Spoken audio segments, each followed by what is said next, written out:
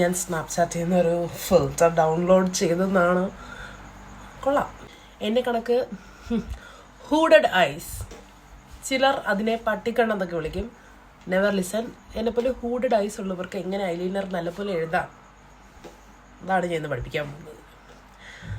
Disclaimer, eyeliner എഴുതുന്നതിൽ ഞാൻ അത്ര എക്സ്പേർട്ട് അല്ല. ഫസ്റ്റ് നമുക്ക് നല്ല പോയിൻറ്റഡ് ആയിട്ടുള്ള ഐലൈനർ വേണം.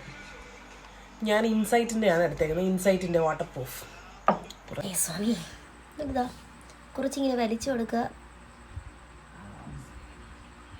ഒരു വര, എന്നിട്ട് കുറച്ചുകൂടെ നീളം, എന്നിട്ട് നമ്മൾ ഈ വെഡിൽ നിന്ന്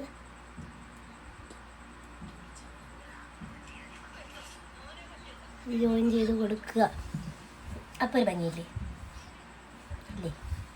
നീളം കൂട്ടുന്നവർക്ക് കൂട്ടാം. ഇപ്പോഴും ഞാൻ പറയുന്നത് ഞാൻ ഒരിക്കലും ഒരു എക്സ്പേർട്ട് അല്ല, പക്ഷെ ഞാൻ കാണിച്ചു തരാം. എനിക്ക് ഇങ്ങനെ വരയ്ക്കാൻ പറ്റും. കുറച്ചുകൂടെ കട്ടി കൂട്ടിയാൽ ഞാൻ ഈ കണ്ണി കാണിച്ചു തരാം. ഇവിടെ നിന്ന് ഇങ്ങനെ ഒരു വര, എന്നിട്ട് എന്താ ഇവിടെ ഇങ്ങനെ കൊടുത്തു നിന്ന് വെക്കുക. അപ്പോൾ നമ്മുടെ മനസ്സിങ്ങനെ പറയും കട്ടിക്കൂട്ട് കട്ടിക്കൂട്ട്. അപ്പം ഞാനിങ്ങനെ കട്ടിക്കൂട്ടും. ഇപ്പം കാണിച്ചു തരാം. ചട്ടി ഇങ്ങനെ, പക്ഷെ ഇവിടെ നോക്കും ആകില്ല. അപ്പോൾ ഹൂഡഡ് ഐസ് ഉള്ളവർ ഇങ്ങനെ ഒന്ന് ട്രൈ ചെയ്ത് കണ്ടോ. അല്ലെങ്കിൽ ഇങ്ങനെ തീരെ നൂരയും തേങ്ങാക്കൊല കണ്ടോ, ഇങ്ങനെ ആകും. പക്ഷെ ഇവിടെ നോക്കൂ ആയില്ല. അതാണ് അതിൻ്റെ ഒരു ട്രിക്ക്. ഇത് കണ്ടോ, ഇത് രണ്ടും കൂടെ ഇങ്ങനെ എഴുതിയാലും എനിക്കൊരു പ്രശ്നമുണ്ട്.